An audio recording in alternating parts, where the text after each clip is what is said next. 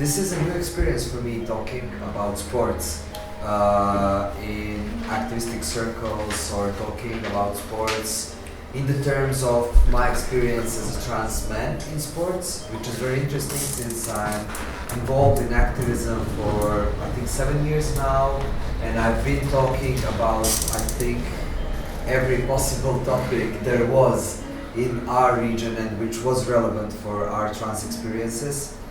But regarding sports, not, which is very strange because sport is very important part of my life, and it was always a source of enjoyment, source of pleasure, also a source of my mental and health, well-being, and also an escape from different forms of violence and experiences. But nevertheless, we never talk about sports even within the community, and not only in like activist circles and in these kind of panel discussions. So my experience in sports, and it's very relevant that I come from Montenegro, which is strongly patriarchal country with very emphasized masculine culture, and I would say like kind of violent culture with subtle and less subtle forms of violence. In our country, there wasn't a single queer or trans-friendly space where I could practice sports.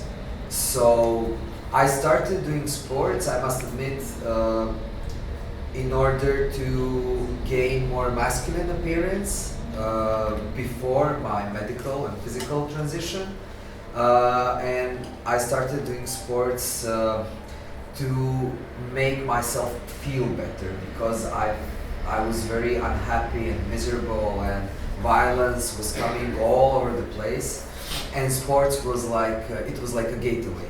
But I thought like how I'm gonna do the sport, how I'm gonna exercise, how I'm gonna do sports.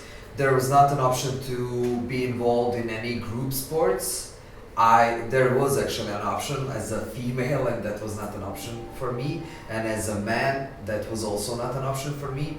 So I was like in this like middle ground. So I chose to do sports in my room. That was my sports area for 3 years, and I bought some like equipment, like some small weights and some things for doing push-ups and stuff. So every single day for 3 years at the exact same time I was practicing these like weightlifting and push-ups and squats and different kind of exercises within my room. And at one point when I started transitioning in the first 2 months, I decided to go outside, like to try to go outside in some kind of space which is not only my room. So I chose to go outside in the park, like calisthenics parks in my neighborhood.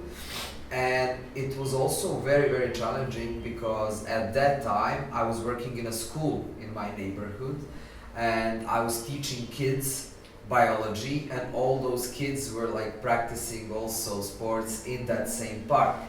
So it was challenging because in the school I was their teacher, which they knew by female pronouns and like female name, and in the park they saw the other figure like in my sports outfit and like muscles and stuff. So it was they asked many uncomfortable questions, but that was also very that was me getting out of my comfort zone and talking to them, engaging with them, and it was kind of liberating, even though it was very tough.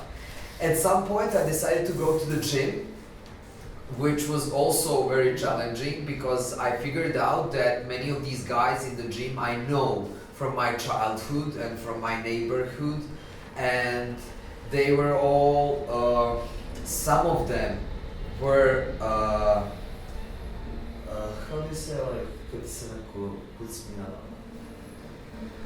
They were mocking on you. Yeah, some of them were mocking on me. Some of them were commenting on my looks, my appearance, because they didn't know that I'm a trans man. I wasn't out there, even though I was out in my environment. I didn't feel the need to like explain myself to every single guy there.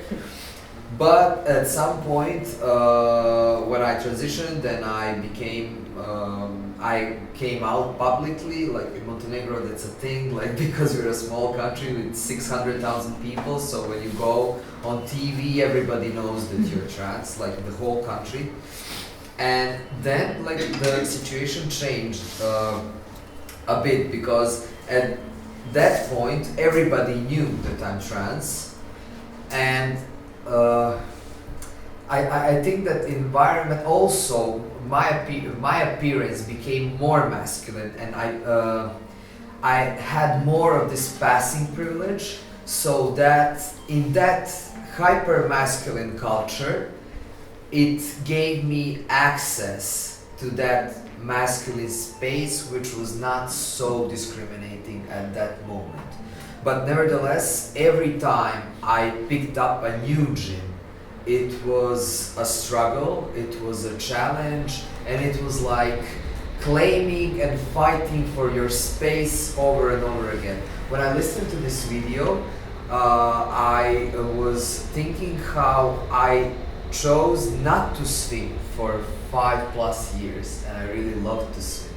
Like, it was not an option, and it's still very challenging to do some things within sports circles and environment, because, for example, I don't do showers in the gym because I have a trans body, I have different body than my cis fellows from the gym, and I always have this like small fear: will I experience violence, or will I experience severe mocking or severe discrimination? Also, I don't use the bathroom if I don't know if it can be locked. Like, I don't use these like pissoirs, like Urinals. Urinals. I never use them. So, and for example, the strange thing for me was when I came to Transposium, I think in 2015, we have that Čeličana in Medica, right? Yeah, Čeličana, yeah. It's like a small gym which is very queer, right? That's how they explained it to me, and it was like completely different feeling to practice there, to weightlift there, and to be in their space, because I was with trans people there, mostly trans masculine people, and it was like completely different feeling.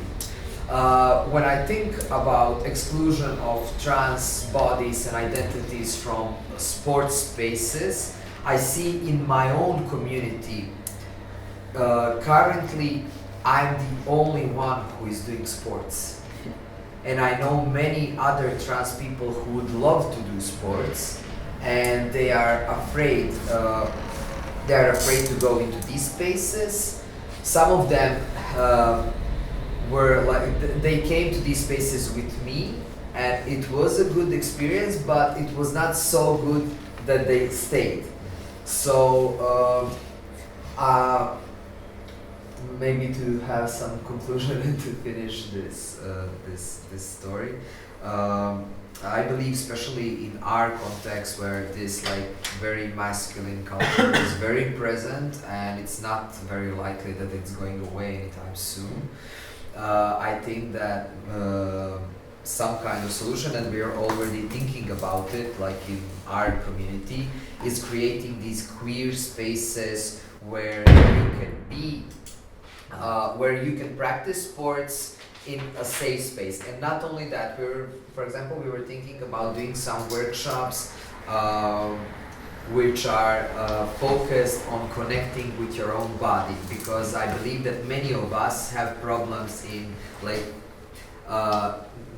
not being fully connected to our bodies, and not even though some of us are more content with our bodies now, but still I believe from our conversations within the community, I believe that many of us have still have these issues in not feeling very comfortable even in our bodies, in which with which we are more satisfied now than maybe in our past. So I was one time on Transgender Europe Council. I was present in a workshop which was addressing this, like how do we engage with our own bodies and what is our connection with our own bodies. I think that Trans Barrel they did this workshop. That's a group, I think from maybe UK. And it was very intense experience for me and very liberating experience for me and very unexpected experience because I thought that because I do a lot of things with my body, I'm more connected with it and feel more comfortable with it, and that was not the case. So yeah, I did. For your first presentation about sports, it was really good. Thank you very much.